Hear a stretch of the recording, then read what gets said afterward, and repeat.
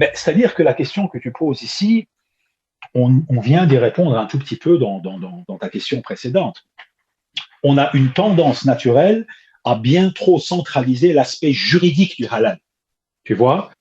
Et l'aspect juridique du halal, c'est, je dirais, le rite lui-même, la manière dont il le pratique, en évacuant l'aspect moral, en évacuant l'aspect éthique et en évacuant toutes les questions qui ont attrait, si tu veux, à l'essence même de la viande halal. Par exemple, il y a une approche très sélective des textes chez les musulmans lorsqu'on parle de halal. Lorsque, par exemple, le prophète sallam cachait la lame pour que l'animal ne soit pas stressé ou n'ait pas peur d'être abattu, cette dimension-là, elle n'est pas du tout prise en compte dans le halal aujourd'hui. Tu vois? Donc, par exemple, toute la dimension de la souffrance de l'animal est une question qui est complètement évacuée. Tu vois? Or, ces questions-là supplantent d'ailleurs la technicité de l'abattage rituel. Tu vois?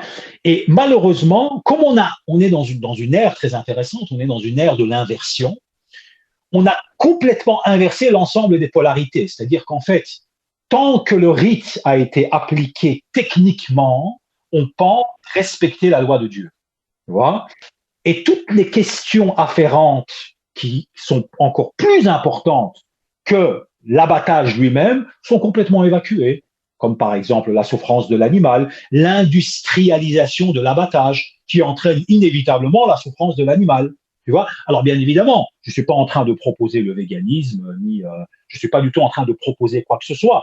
Je dis que ces questions-là, malheureusement, à avoir rendu obèse l'aspect juridique dans notre religion, ont complètement été évacuées. Et donc, on se retrouve vis-à-vis d'une approche de la religion qui est complètement déformée lorsqu'on aborde ces questions-là. Alors, le halal, oui, mais en intégrant en priorité l'aspect moral, l'aspect éthique, et en priorisant ici l'aspect de la souffrance de l'animal qui est central. Tu vois? Donc, à partir du moment où on fait ça, oui, le halal. Mais à partir du moment où on réduit le halal à une pure technicité euh, d'abattage ou une technique d'abattage, on ne respecte rien du tout.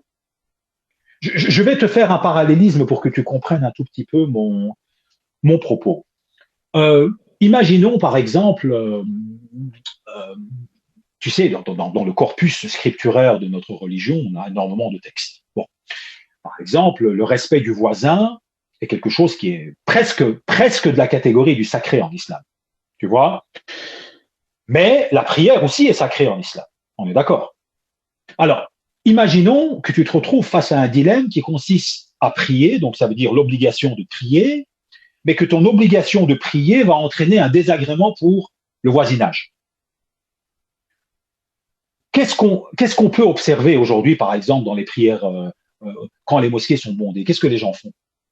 Ils se garent n'importe où, ils se garent sur les places handicapées, par exemple, tu vois, et ils prient sur le trottoir. Qu'est-ce qu'ils ont, qu'est-ce qu'ils ont mis en priorité ici? L'aspect rituel, le rite, ou alors le désagrément qu'ils peuvent causer aux autres, qui est encore plus important d'ailleurs que le rite. Pourquoi est-ce qu'il est plus important que le rite? Parce que le rite, il n'est pas nécessairement obligatoire à cet endroit-là. Ces gens peuvent éventuellement prier après, tu vois, mais non, ils vont considérer je dirais, la pertinence du rite ou son importance comme étant plus importante que le fait d'embêter les autres. Tu vois?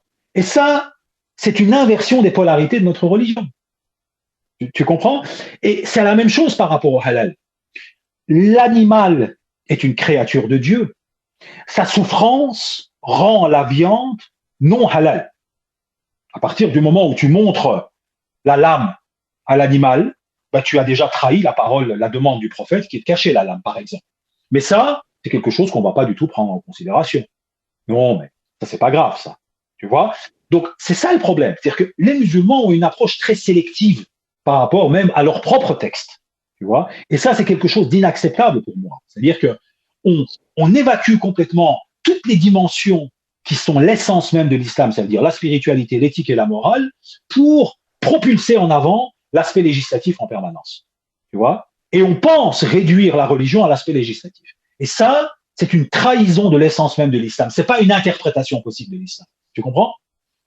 Voilà.